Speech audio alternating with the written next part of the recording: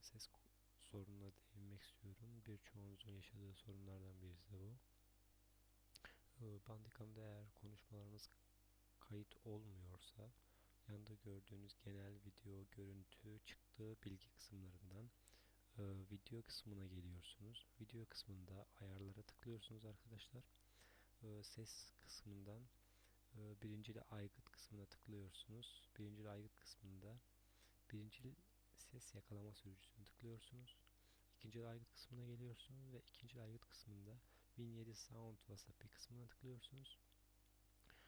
İki ses kaynağını karıştırma diye bir bölüm var. Orada tık işareti yapıyorsunuz ve tamam tuşuna basıyorsunuz. Ve işleminiz tamamlanmış oluyor. Artık Bandicam'da sesiniz kayıt altına alınmış oluyor.